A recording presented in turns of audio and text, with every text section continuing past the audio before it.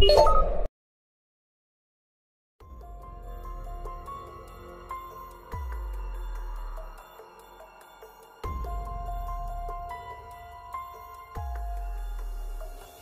mudah untuk melihat mengapa orang-orang Yunani menganggap banyak mitos mereka sebagai mitos, karena mitos ini mengajarkan kita cara terbaik untuk mengalahkan apa yang dapat menghancurkan kita. Kehidupan orang Yunani kuno berkisar pada Eris, sebuah konsep yang mereka gunakan untuk mendefinisikan alam semesta. Mereka percaya bahwa dunia ada dalam kondisi yang berlawanan. Jika ada kebaikan, maka ada kejahatan. Jika ada cinta, maka ada kebencian. Sukacita lalu duka, perang, kemudian perdamaian, dan seterusnya. Orang Yunani percaya bahwa Eris yang baik terjadi ketika seseorang memiliki pandangan hidup yang seimbang dan mengatasi masalah yang muncul. Itu adalah semacam kemudahan hidup yang muncul dari upaya menyatukan kekuatan-kekuatan besar yang berlawanan di alam. Eris yang buruk terlihat jelas dalam kondisi kekerasan yang menguasai kehidupan manusia. Meskipun hal-hal tersebut terjadi secara alami dan terkadang tidak dapat dikendalikan, Eris buruk diyakini terjadi ketika seseorang mengabaikan suatu masalah, membiarkannya membesar hingga tidak hanya menghancurkan orang tersebut, tetapi juga keluarganya. Orang Yunani kuno melihat Eris sebagai dewi perselisihan, lebih dikenal sebagai masalah. Banyak dewa dan dewi Yunani yang senang melakukan kesakitan, penderitaan, dan kehancuran, namun hanya sedikit yang merasakan kegembiraan seperti Eris.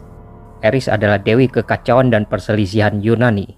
Menurut legenda, dia adalah penyebab banyak perang, termasuk perang Troya. Dia juga penyebab kelaparan dan penyakit. Jika ada penderitaan, bisa dipastikan Erislah yang akan disalahkan.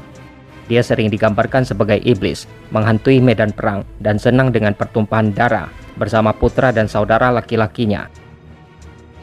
Ada laporan yang saling bertentangan tentang silsilah keluarga Dewi Eris. Menurut beberapa mitos, termasuk Iliad karya Homer, dia adalah putri Zeus dan Hera, dan saudara perempuan Ares dewa perang. Penyair Yunani lainnya bernama Hesiod mengklaim dia adalah putri Nyx dewi malam. Apapun yang terjadi, Eris dewi kekacauan tentu saja membuat orang tuanya pusing dan meninggalkan jejak kekacauan kemanapun dia pergi.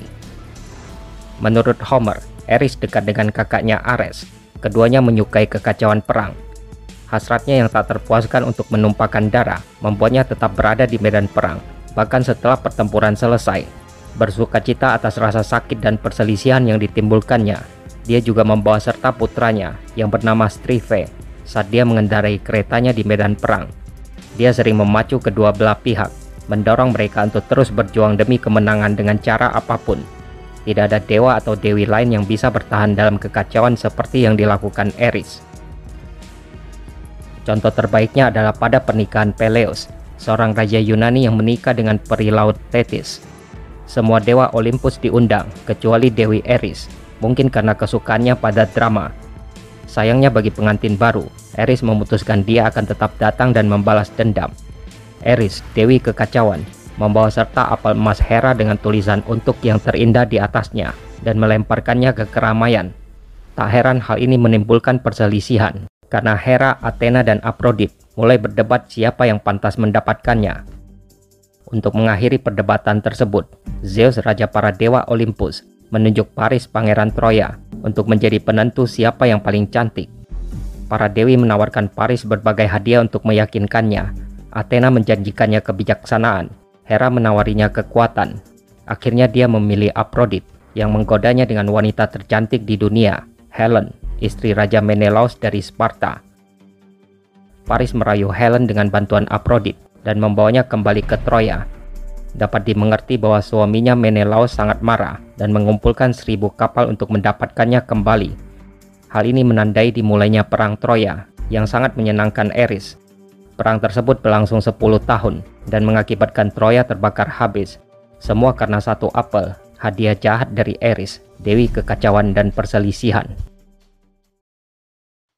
Meskipun Eris hanya memiliki satu putra bernama Strife, menurut Hesiod, dia adalah ibu dari banyak roh berbeda yang mengganggu umat manusia. Setan-setan jahat tersebut disimpan dalam kotak Pandora.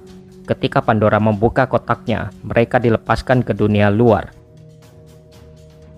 Dimanapun ada rasa sakit dan penderitaan di Yunani kuno, hal itu pasti dipicu oleh Eris, dewi kekacauan dan perselisihan, atau salah satu anak rohnya. Mereka melancarkan kekacauan dan perselisihan akibat perang, kelaparan, dan penyakit dengan bekerja secara diam-diam di belakang layar. Dewa-dewa Yunani ini sepertinya adalah asal mula segala kejahatan di dunia, dan semuanya bisa diciptakan dengan menggunakan sesuatu yang sederhana dan polos, seperti sebuah apel. Oleh karena itu, ketika kita diberitahu kalau tidak mengundang masalah, masalah akan datang. Itu berarti jika kita tidak mengatasi masalah kita lah yang akan menyelesaikannya dengan sepenuh hati.